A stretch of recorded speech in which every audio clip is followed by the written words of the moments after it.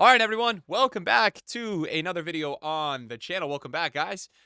We are officially moving into the let's take a look at club football. We're going to have a lot of stuff going on this channel about the upcoming season. I'm very excited. We've got a month off, which is kind of boring. I don't know what we're going to do for a month. Not watching this. I mean, I guess we're lucky this year we've got the Olympics, so we've got something to watch. I'm going to be checking out all those random sports that I never watch, which will be great. I've been watching a little bit of the Tour de France as well, which is always a good watch to have with coffee in the morning. The reason I'm recording this video is, yeah, we're segueing our content over here from the Euros and the Copa America. See you later. It was a ride this year, and we're going for club football now. Mbappe had his official ceremony yesterday. This video is not about that. I didn't make a video specifically about that.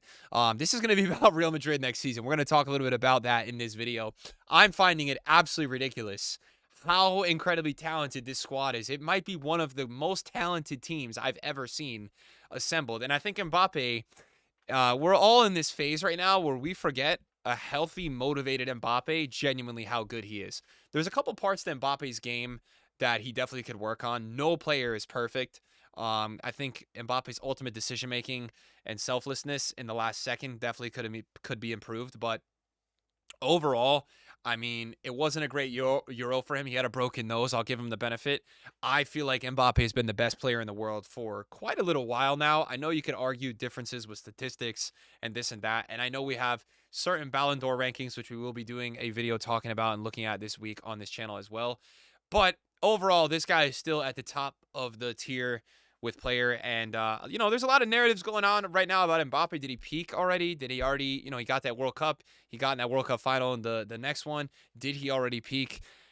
I don't think so. This guy is insanely talented. And now he has quite the God squad behind him. Now, the last team he just played at PSG was pretty crazy, I would say. I think they have a lot of developing players. I think they're going to be really good next year again. They will miss him a lot. But the question is this one of the craziest teams we've ever seen? That's the question mark here. Now, we're going to talk a couple things with this team. First of all, the fact that Jude Bellingham and Vinicius, after both these tournaments, are probably still in the top 3 for Ballon d'Or voting. I think Rodri is definitely in that conversation now.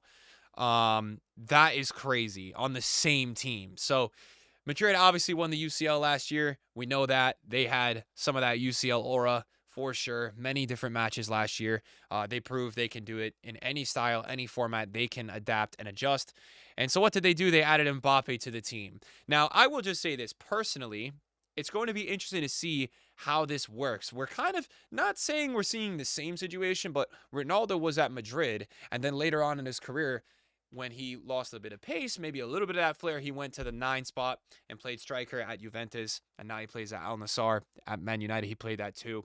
So Mbappe in this team, I believe, is going to probably have to play at striker. But they're going to have some things to figure out, and that's why I want to talk with you guys. Get in the comments. What do you think of this team? How do you think they're going to line up? I have a sneaky little prediction here. I have a weird feeling, as much as Rodrigo has been insane for them, I have a weird feeling by the end of the year, we may be seeing Arda Güler in the starting lineup. What I seen from that kid in the Euro, I was like, oh my God. And I was trying to think about it. Like, do I think Rodrigo could do what Arda Güler did in the Euro for Turkey if we just put him on that team? I don't know, man. That's where I'm like, this team, that's why I'm opening the conversation with this video. This is potentially one of the most insane teams I've ever seen.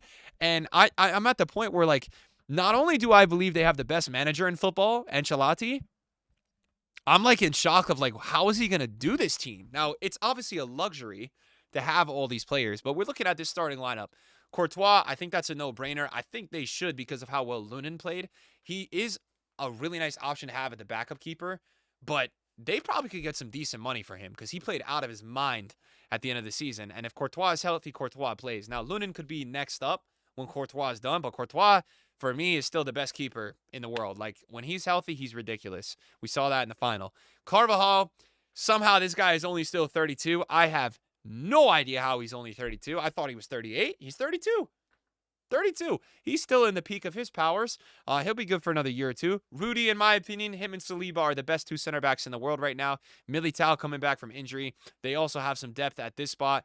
They've got Ferland Mendy still at that spot. They are also, who played really well last season, very good defensively.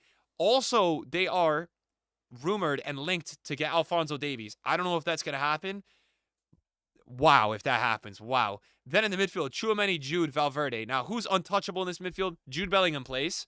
But Camavinga, right? The ultimate utility player is on this team. Did you forget about him? Did you forget about him? And then on top, you go Vini, Mbappe, Rodrigo. Crazy, crazy. And I don't know what they're going to do because, again, my stock with Arda Güler is to the moon. I think he's phenomenal.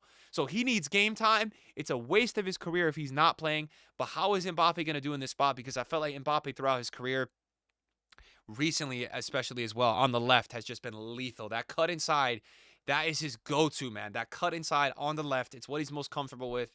And the recent far post fake to go near post, the scissor 1-2 chop inside cut. So it's going to be interesting to see how he adjusts in that spot because he's going to have to play there. Vinicius, with the season he just had, and Vinny overall, is just, he's made for that left side. So I'm not here to talk about Ballon d'Or with you guys today. I'm here to talk about how unthinkably crazy this team is, and what they're even going to do. Now, this team this year, it's not been fully updated, but they're at a 1.28 billion transfer market value, which is just out of this world. And as I said, Courtois is still only 32, which I don't think for that position. We see Neuer still playing so well. London market value up to 25. Market value-wise, though, look at this. Camavinga, 21. He's 100 million. Valverde, 25. Tchouaméni, 24. I totally forgot they have Garcia as well. Oh, my God. I forgot they have Brahim Diaz. Bro, these guys have Brahim Diaz, too. Now, if you know ball, you would know that Brahim Diaz is filthy. What a joke of a player. He's insane. I thought towards the end of last season, I had times where I was like, this guy needs to play way more. When he comes into the game, him and Joselu last season were like the best super subs you could ever have. They were balling. So they also have him.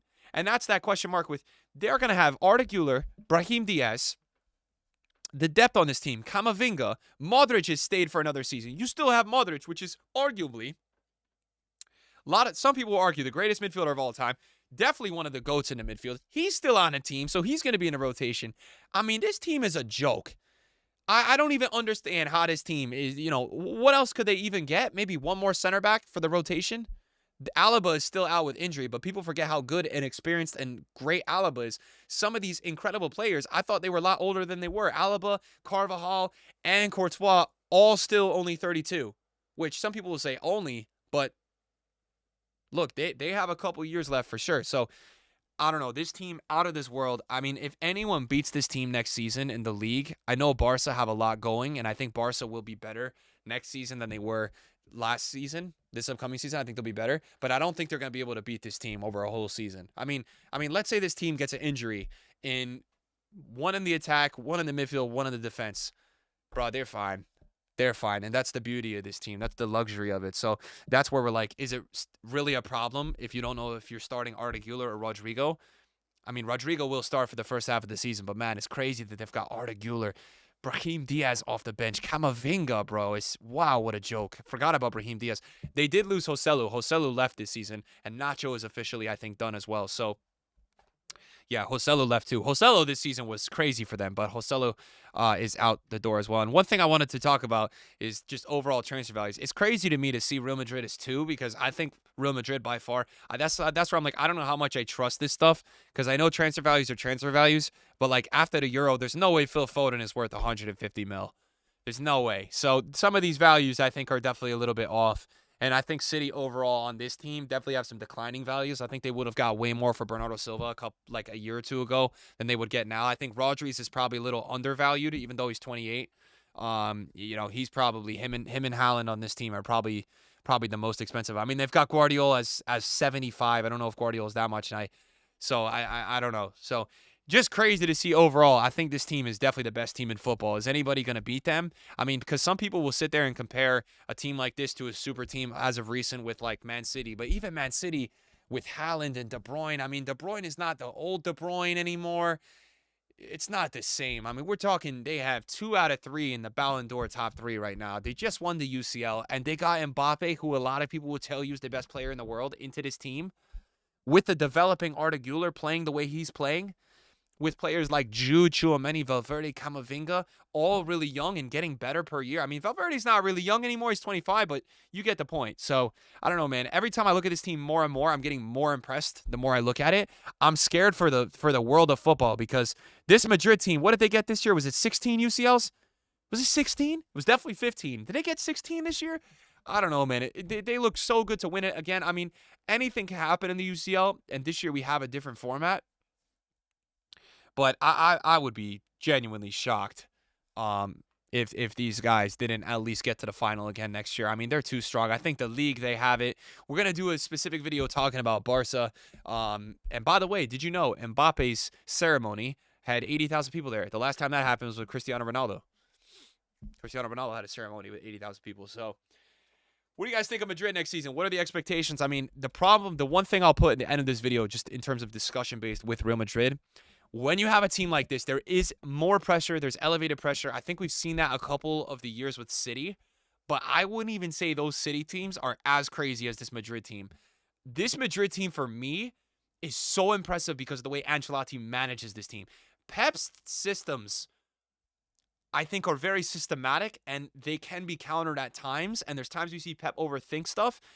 The way Ancelotti's got this team chemistry-wise and running it, yes, obviously he's got his own system, but it is so much more like he just trusts in the players and what they go out and do. So that's why I feel like these guys are way more built to adapt to any style, which is why I'm like, I don't know who's going to beat this team, genuinely.